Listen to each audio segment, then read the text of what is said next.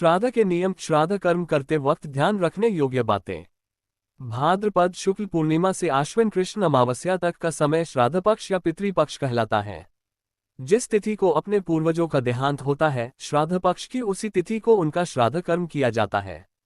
ऐसी मान्यता है कि पितृपक्ष में मृत पूर्वजों की आत्मा पितृलोक से धरती पर आती है।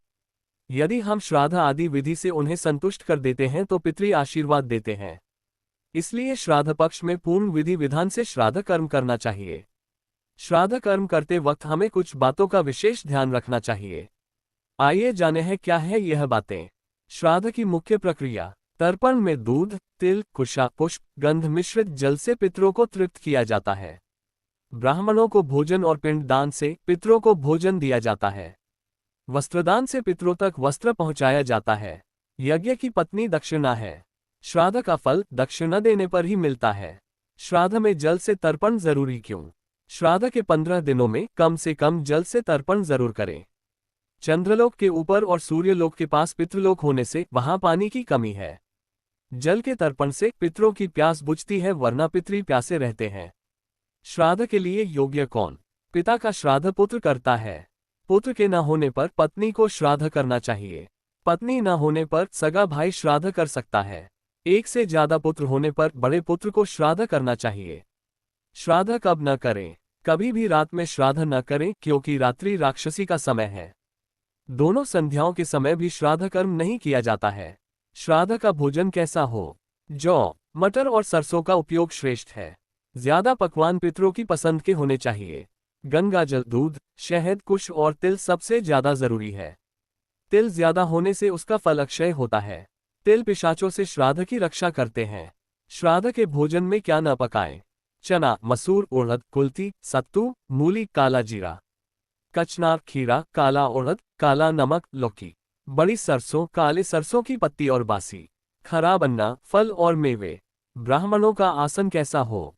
रेशमी, ऊनी, लकड़ी, कुश जैसे आसन पर भी बिठाएं। लोहे के आसन पर ब्राह्मणों को कभी न बिठाएं। ब्राह्मण भोजन का बर्तन कैसा हो? सोने, चांदी, कांसे और तांबे के बर्तन भोजन के लिए सर्वोत्तम है।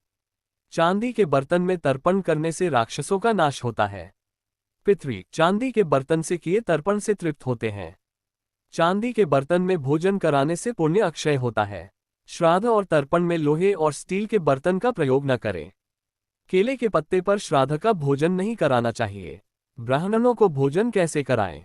श्राद्ध तिथि पर भोजन के लिए ब्राह्मणों को पहले से आमंत्रित करें। दक्षिण दिशा में बिठाएं, क्योंकि दक्षिण में पितरों का वास होता है। हाथ में जल, अक्षत, फूल और तिल लेकर संकल्प कराएं।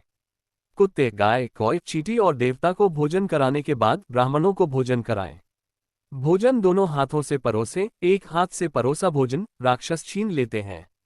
बिना ब्राह्मण भोज के पितृ भोजन नहीं करते और शाप देकर लौट जाते हैं।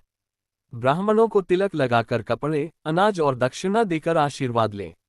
भोजन कराने के बाद ब्राह्मणों को द्वार तक छोड़ें। ब्राह्मणों के साथ पितरों की भी विदाई होती है।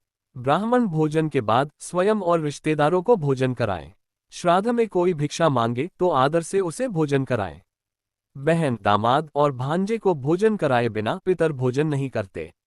कुत्ते और कौए का भोजन कुत्ते और कौए को ही खिलाएं। कहाँ श्राद्ध करना चाहिए? दूसरे के घर रहकर श्राद्ध न करें। मजबूरी हो तो किराया देकर निवास करें। वन, पर्वत, पुण्यतीर्थ और मंदिर दूसरे की भूमि नहीं, इसलिए यहाँ श्राद्ध करें। श्राद्ध में कुशा के प्रयोग से श्राद्ध राक्षसों की दृष्टि से बच जाता है। तुलसी चढ़ाकर पिंड की पूजा करने से पितृ प्रलय काल तक प्रसन्न रहते हैं। तुलसी चढ़ाने से पितृ गरुड़ पर सवार होकर विष्णु लोक चले जाते हैं।